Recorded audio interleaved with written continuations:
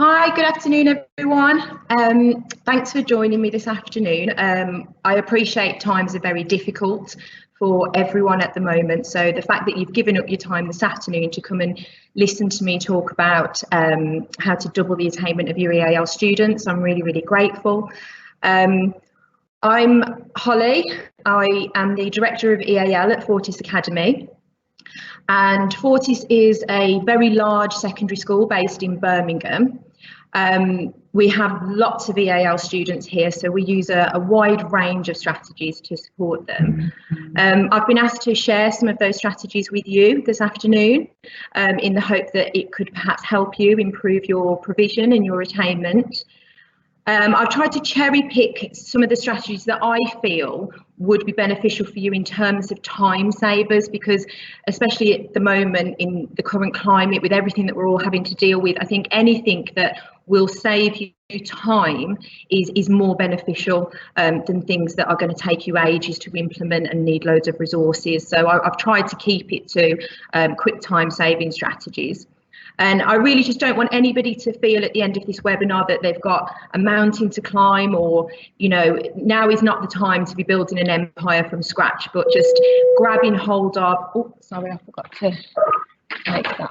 Oh, leave the phone off the hook, sorry. Now is not the time to be having to worry and stress.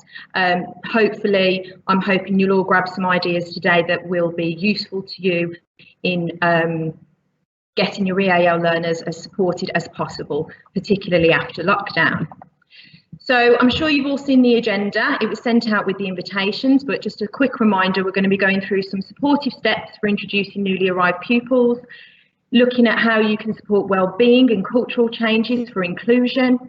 I'll be showing you the resources that we've used that have led to us doubling our EAL attainment, and some strategies that we're using to combat lost learning during the COVID crisis. Hopefully, if there is time at the end as well, I'm going to be answering some questions for you.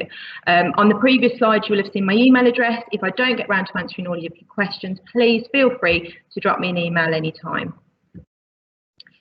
So I just thought I would start with some background information to contextualise the picture of EAL in the UK as it stands.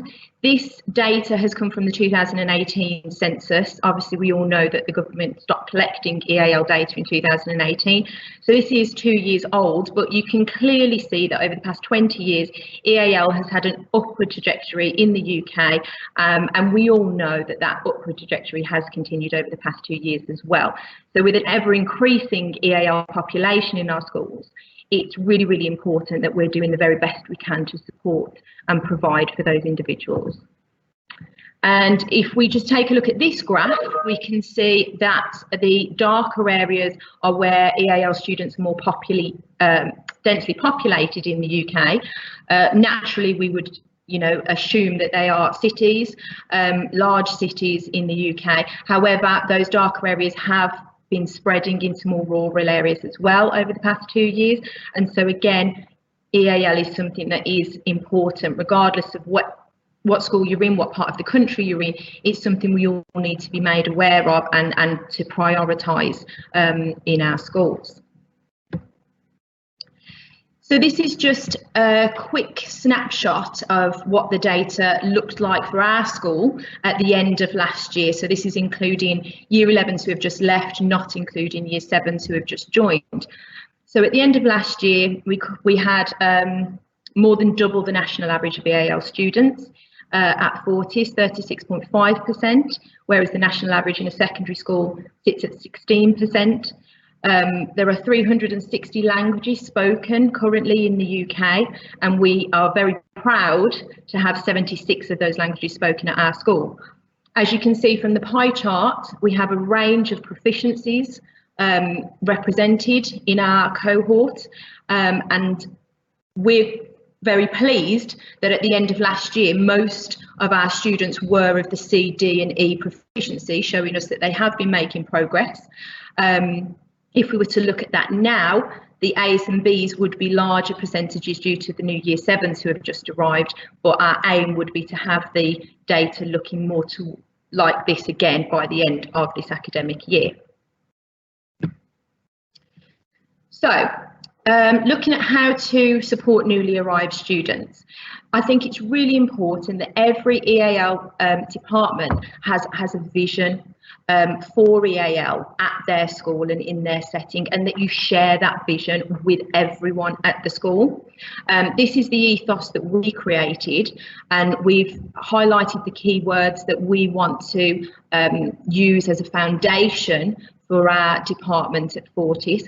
And this signage we've actually put up all over the campus. So it's really important, I think, in places like visitors reception, where you're going to have EAL families, that they can clearly see visually that you have an ethos, that you have a department that is there to support EAL learners, and that you're welcoming and you're proud to have those learners as part of your setting. So carrying on from that, the next thing I did was to ask all departments across the school to make at least one of their departmental displays EAL friendly. And this is a really simple, quick and easy thing that you can ask people to do. They don't need to create a display from scratch. As simple as adding a few home language translations to their existing displays can be a really, really quick, simple visual message for your EAL learners that, you know, we embrace you here, you are welcome here. I think a lot of EAL learners struggle when they first come to the country with feeling like a bit of a fish out of water and feeling a bit, you know, do I belong here? I don't know the language, I don't know anyone. And I think using signage, particularly across the school, is a really quick, simple and effective way of telling those students that all is well, they will be looked after and there's no need for them to worry. This was an idea that I took from the head of literacy at Fortis. So she came up with the idea of having a word of the week for each year group. And I simply just phoned her up and said, look, this is great. Can I add EAL translations to your PowerPoint? And can we celebrate a different language every half term? And she says, yeah, that's fantastic. So again, get involved in what others are doing around the school and just kind of put an EAL stamp on it. You don't need to reinvent the wheel and you don't need to do everything yourselves. I think if you can just integrate EAL into other incentives that the school are putting forward, it's less work for you, and it's likely that your message of inclusion will get to a wider audience in your school. So another thing that we do is send out a weekly bulletin that is shown during our form times, and every department is invited to add a slide to the bulletin with any weekly messages or any weekly rewards that they want to celebrate. And so of course I said, well, I need to have an EAL slide. So this is just a model example of one of our bulletin slides. So we will celebrate star students. I haven't put names on there, obviously, for GDPR purposes, but we will showcase what the students have been up to, what books they've been reading, what work they've been doing, and a little message from me as well. Again, just promoting EAL across the school, getting EAL on the map, and showcasing the provisions that you offer, because I know from speaking to many EAL coordinators, you work so hard in providing for your EAL learners, but you need to make sure everybody else knows that and can see that and can celebrate that with you. So we use the pause approach when it comes to supporting our newly arrived students. I'm not going to go through everything on the checklist, but this is just a little checklist I use for myself. So when a new student arrives in the school, we prepare, alert, welcome and support them. So I have a little checklist here of things that I like to do. First of all, I like to meet and greet them and their families at the admissions meeting, conduct an initial questionnaire with the students so I can find out a bit more about them. Use that information to provide, to create a pupil profile for the student, which then can be given to their teachers. I I then arrange an induction buddy for them so that on their very first day, when they're starting, straight away they've got a buddy that they can sit with. Perhaps if that buddy could speak the same language as them, that would be brilliant. If not, doesn't matter. Just somebody that they can be paired with to relieve the fears of that first day. Then as part of the alert cycle, I make sure that I inform all the necessary staff who the student is, when they're arriving, when they're going to be joining their lessons, so that the staff have time to prepare things. I think some of the questions I've been asked in the past is like, oh, how do you deal with, you know, kids just turning up and throwing them into lessons, etc. I think it's really important that you prepare staff for their arrival just as much as you prepare the student, so that everybody has time to make the necessary arrangements. Then obviously on their first day at school, you want to welcome them. You want to be there to meet and greet them at the door. You know, I usually say to them, it's time to say bye now, say bye to mum and dad, bye. And I wave bye to mum and dad with them as well. And parents normally laugh and they're happy to leave the child with me for the day. Introduce them to their buddy, take them on a tour of the school, show them the EAL department and where they're going to be working. Check that they've obviously got all the necessary food and equipment, and I like to provide them on the first day with work that is centred around them as a person. So what I call all about me work, things like where are you from, you know, what language do you speak, making a poster about yourself and your favourite hobbies, things like that. So that makes a child feel more comfortable, because obviously themselves is a topic that they know very well, and it helps me get to know them that little bit better as well. And then obviously you're going to move on to the support cycle, in which you put the necessary interventions and strategies in place depending on the student. And obviously we all know there is never a one size fits all with EAL students. In fact, I don't even think there's a one size fits two with EAL students. They are all completely different, all completely individual, and so as much as possible we like to tailor our interventions to suit the needs of the individual student. And this is where we use the graduated approach. So this is something that we've adopted recently.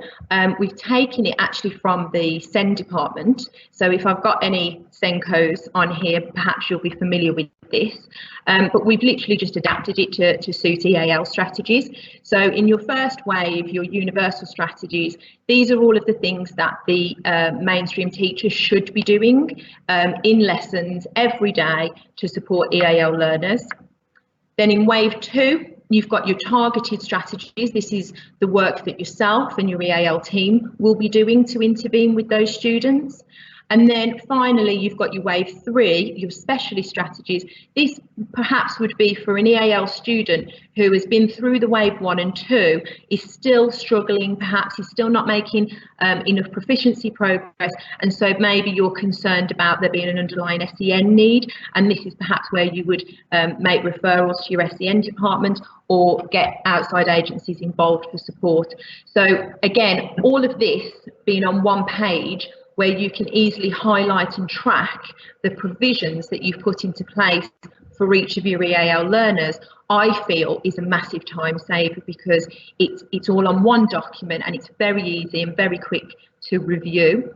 It's also useful as an EAL coordinator to review perhaps where do you have gaps in your provision that you can come up with ways of filling. Another question that I'm asked a lot is, how do you support newly arrived students at Key Stage 4? I'll be showing you some data later that proves, obviously, the later a student arrives in the UK, the poorer their attainment outcomes will be. So what we have here at Fortis is an alternative pathway for them. We call it the green pathway.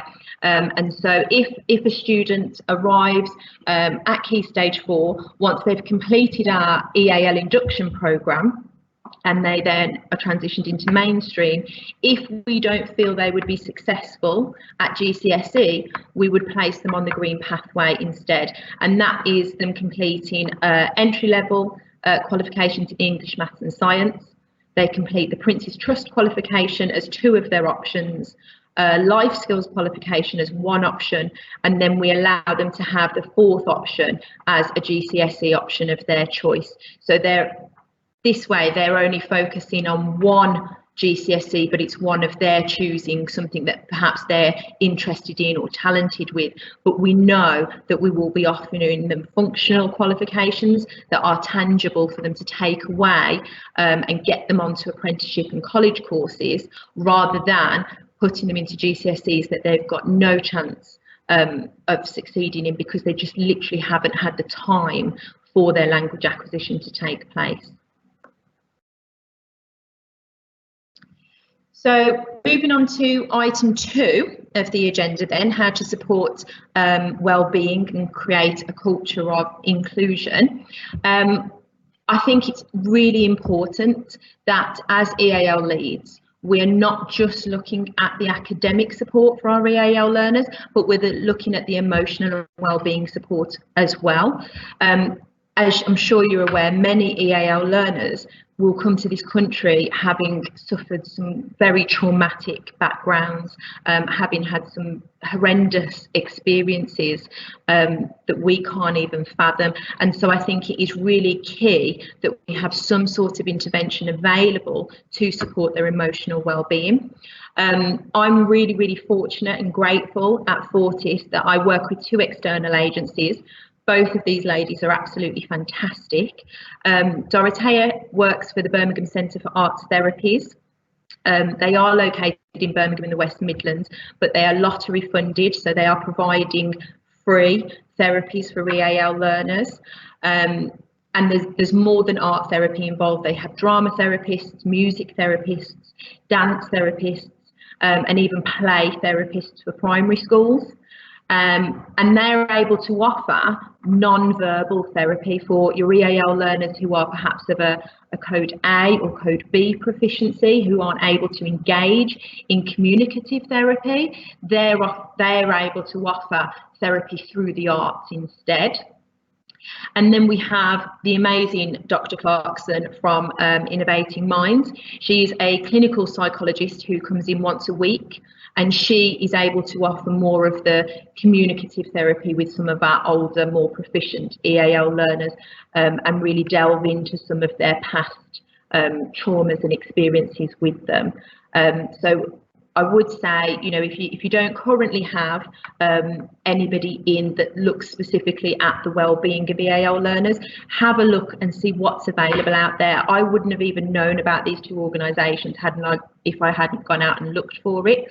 I think there are many places out there that are funded and willing to come in and support EAL learners' well-being. So it's just a case of seeing what's available in your area. So we decided that there was quite a neglected garden space in the school, and we thought it might be nice to adopt that space and let our EAL kids go wild, really. And they've loved it. They've absolutely loved this garden project because it gives them the opportunity to get out of the classroom, be hands-on. A lot of them have fantastic horticultural knowledge. You would just be surprised at how much they already know about planting and growing and stuff like that, and they just love the opportunity to get hands-on with a physical project. But also I think this is a really nice way of giving them ownership of a space at the school where others can say, oh yes, that's the EAL garden, you know, and it gives you again another feather to your bow, if you like, when it comes to whole school promotion and whole school inclusion.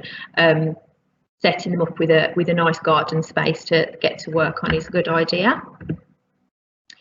So these are other things that we do, but that we've unfortunately had to put on hold due to the COVID situation. But we are very much looking forward to welcoming all of these things back when we can.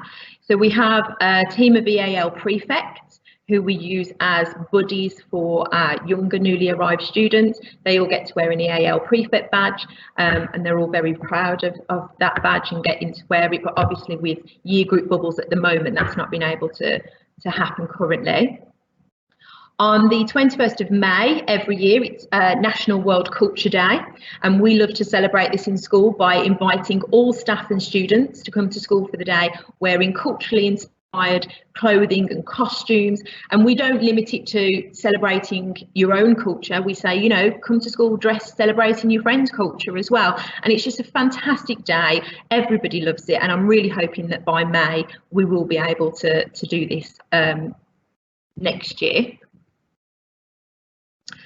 We also like to have an end of year EAL celebration. So we offer them an EAL afternoon tea. And we invite about 100 EAL students down to the hall. They have to have earned their invitation and their ticket. And we treat them to scones and jam and cream, and we play classical music in the background. Now, I know you're thinking for teenagers that sounds really, really dull and they'd hate it, but actually my favourite part of that event is being the bouncer on the door with the guest list, because the amount of EAL students that try and sneak in without an invitation and I have to send them packing, it's just lovely. It's really wonderful to know how many kids want to come to this event, because they know that after they've eaten, we do an award ceremony and we give out awards and prizes and thank yous for all of the, you know, most progress, best prefect, things like that. And it's just a wonderful way of ending the year with your EAL students. We like to take them on a lot of trips, get them out and about as much as possible. They love being out of the classroom. You know, obviously, I think learning a new language must be so tiring for them, exhausting, I would say. So any opportunities you can to get them out, get them, you know, engaging in physical activities, they just love it. So we love taking them out on trips. And we also like to have a graduation ceremony. So once a pupil has completed EAL induction and is transitioned into mainstream, we like to hold a graduation ceremony where they receive a certificate, and we like to invite their parents to that as well, so that their parents can take photos, and it's really, really nice way of getting the EAL families together. So talking about parents, I think engaging parents is key in supporting EAL progress. I think a lot of our EAL learners struggle from the fact that they don't have the English support at home, and so we try and do as many things as we can to engage EAL parents who perhaps feel a bit intimidated about coming into school, and perhaps feel a bit nervous about coming to, say, a parents' evening. So we like to send home a half-termly newsletter, letting parents know what their children have been up to. We like to obviously put photos of the trips, photos of the students' work, as well as our contact details at the bottom. So if any EAL families want to get in touch with us, they know who we are and where to come. We also offer EAL coffee morning. Now, again, these two events, unfortunately, are not running at the moment due to lockdown, but it's a nice informal way of getting your EAL parents through the door, just with a coffee and a cake and a chat, and the opportunity for them to meet you and discuss their child with you. That we've had a really good turnout with this.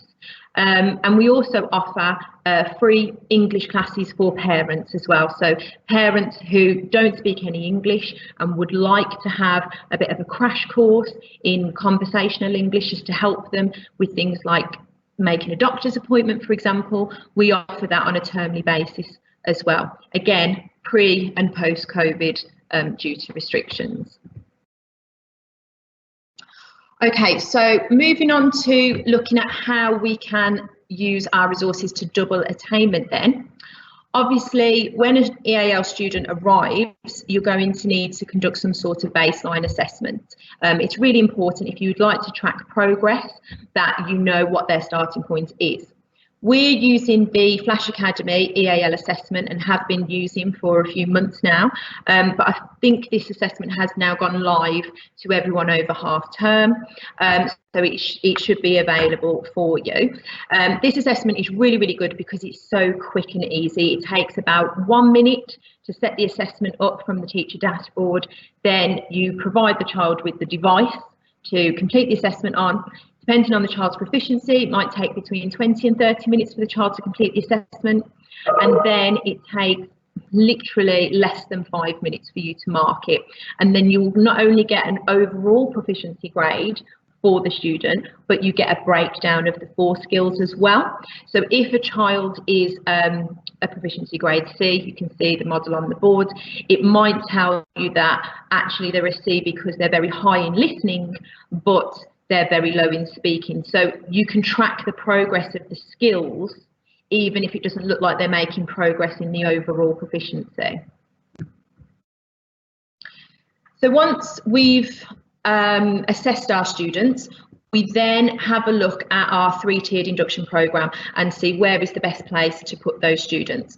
We have a pre-induction course for students who are illiterate in their home languages or perhaps have gaps in their prior education. We then have a main induction course for students who have received a fully comprehensive education in their home countries, but they just need to learn the skills and tools to translate their prior knowledge over into English. And then for students who are developing competence or above, we then place them straight into mainstream so that they can receive the language immersion that they need to progress at that point. So again, a question that I get asked a lot is, what do you actually teach in your EAL induction? Do you focus just on high frequency words, etc.? My answer to that is no. We don't explicitly teach the high frequency words. We feel that students will develop that vocabulary over time and they will pick up that language. It's much more important for students to be learning the vocabulary from curriculum subjects, and we try and cover the whole curriculum in our timetable. Now you'll see there we've got all the core subjects and many of the option subjects as well, so we teach the language of those subjects, and we asked the heads of department for a list of vocabulary that they would want our EAL learners to know by the time they enter mainstream, and we've based our lessons and our schemes of work around those words. You can see there we also have FlashAcademy lessons 3 times a week. So as well as doing the initial assessment, the students use the FlashAcademy app on a very regular basis in order to help improve their language proficiency. We also use FlashAcademy's paper resources. These are ever expanding and they're really, really useful because they're perfectly designed and differentiated for EAL learners, and they're ready to just print out and use straight away. So it really is a time saver for you in terms of planning and resources, to have everything there at your fingertips ready. But there are other places you can find EAL friendly resources. There's quite a few available on the internet. So ones that I would recommend are the EAL Hub. If you haven't heard of the EAL Hub before, that's definitely worth taking a look at. Twinkle is obviously a fantastic one. I know a lot of primary schools use Twinkle. Twinkle has a whole EAL range on their website.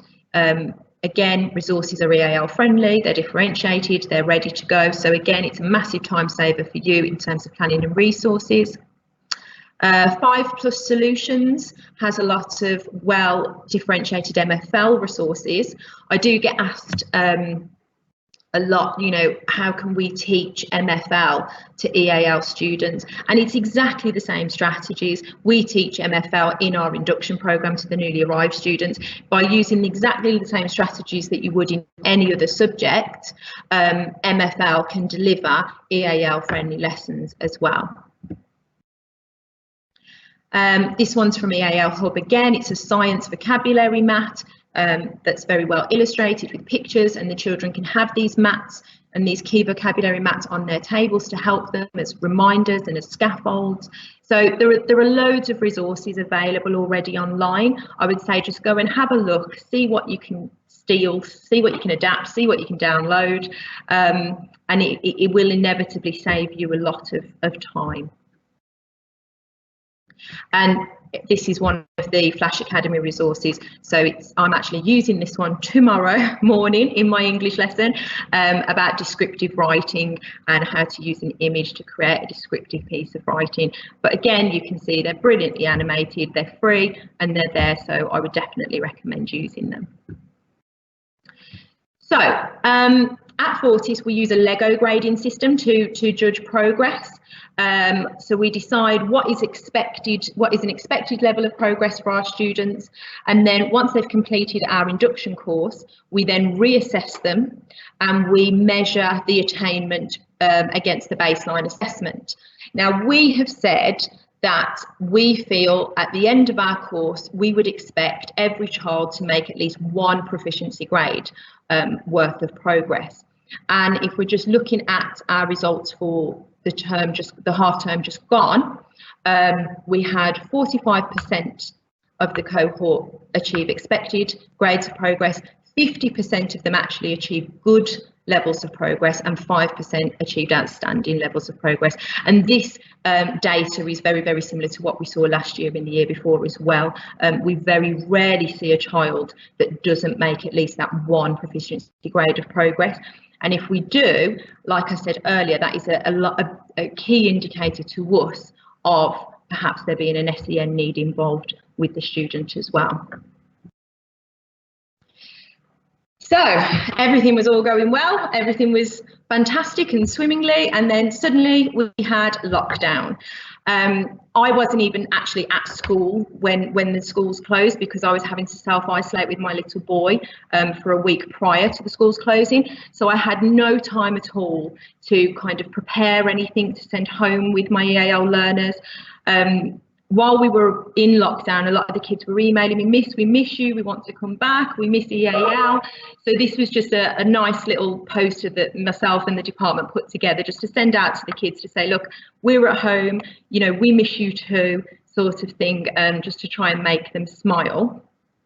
But as I said, we just weren't prepared. I don't think anybody was prepared for the lockdown and for how long it was going to last for.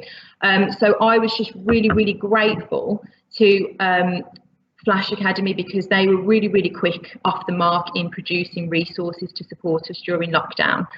As you can see here, I think COVID has had a massive impact on EAL students, probably more so than any other student, because having to spend such a substantial amount of time at home where perhaps they don't have the English support that they're used to having in school, a lot of them we found did regress in their proficiency coding. And so we've had to work really, really hard since coming back to try and build their language skills and their proficiencies back up to where they were pre-lockdown. As I mentioned earlier, if you have a look at the table on the right, this demonstrates that the age a child is when they arrive in the UK is directly linked to their end of year 11 attainment, which I know it's an obvious thing to state, because we all know it can take up to 7 years to learn a language proficiently enough to sit exams in.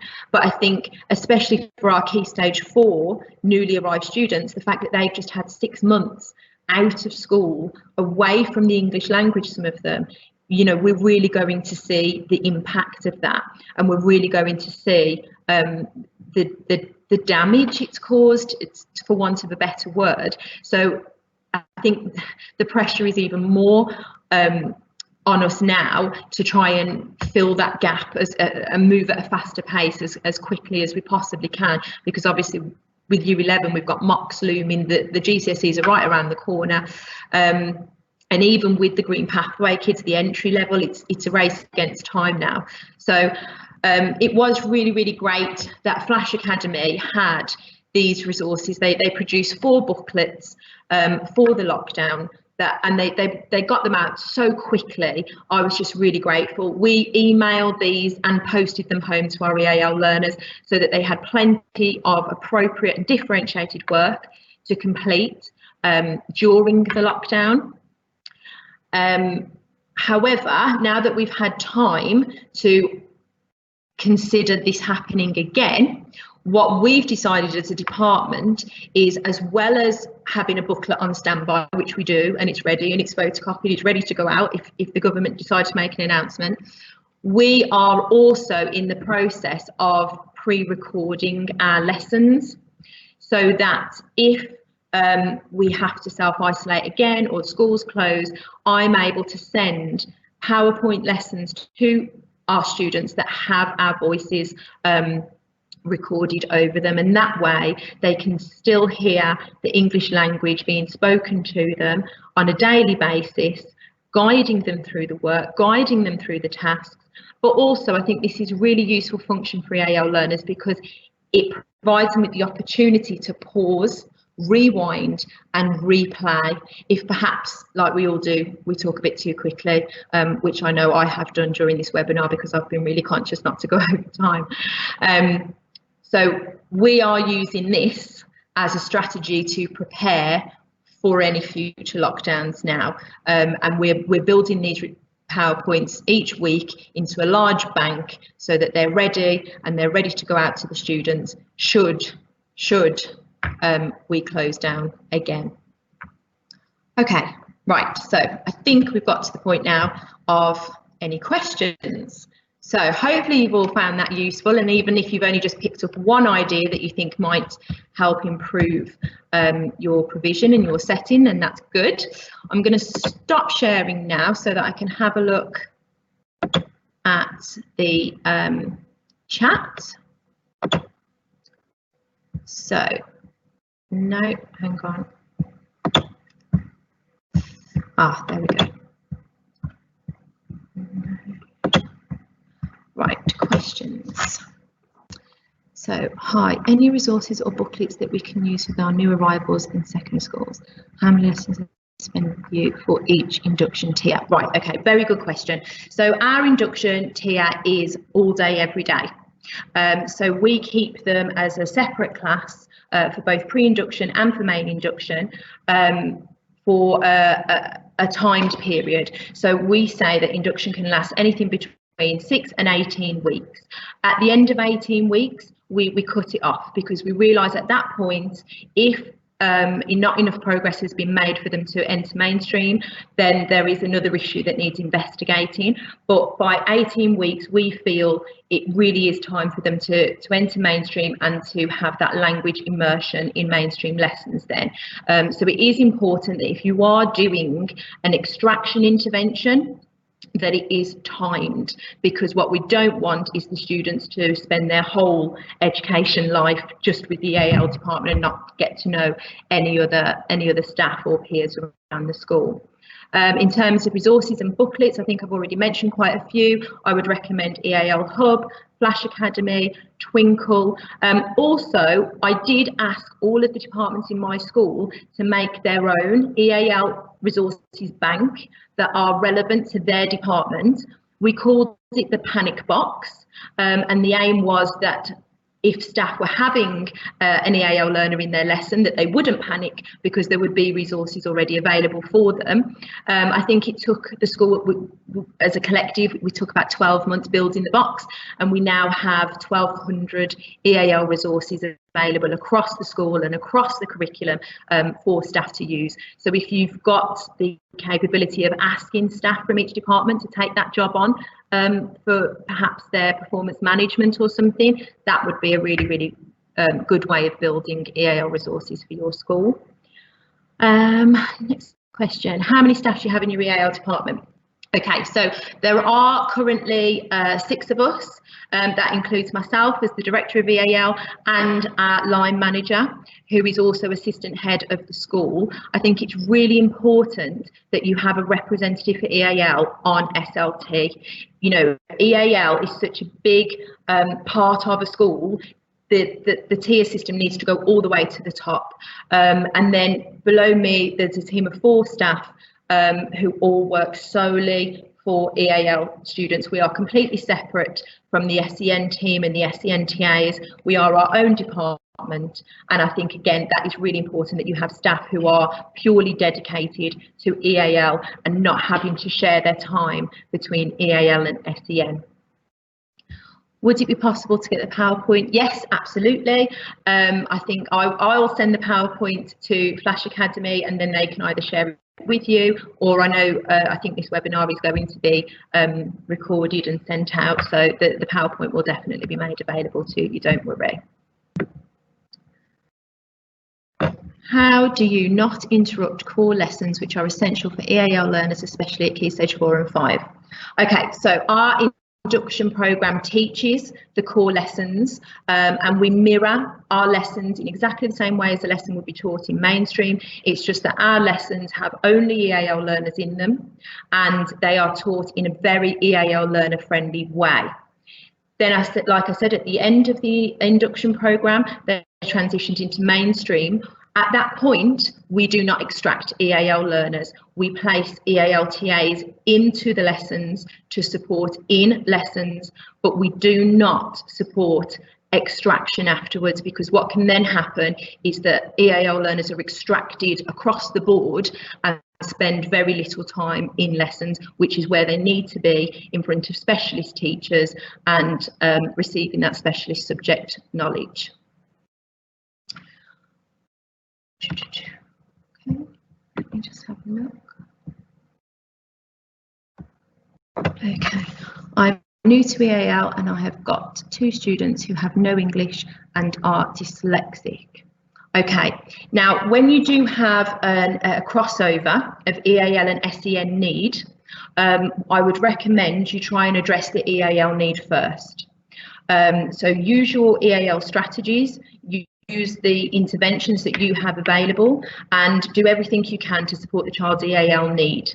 If you find that there is no progress being made, that could very well be a cause of the SEN need, then it's time for you to get your SEN department involved. But I would always recommend addressing the EAL first, so that you then have the evidence for the SEN team to work with.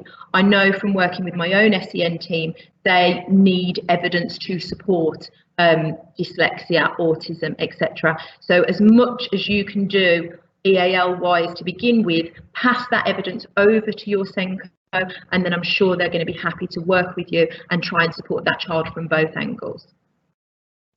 Right, so I'm just conscious of time now. We're really close to the end, so I'm sorry if I haven't had a chance to answer all of your questions. Please do email me with any questions that you have, and if I know the answer, I will email you back, and if I don't, I won't ignore you. I'll just email you and say I don't know. But thank you so much for joining me this afternoon. I hope you found it useful and that you've managed to pick up at least some ideas, even if it's just for a bit of inspiration for you to, you know, take my ideas and make it your own. That's absolutely great. So thank you, and have a lovely day.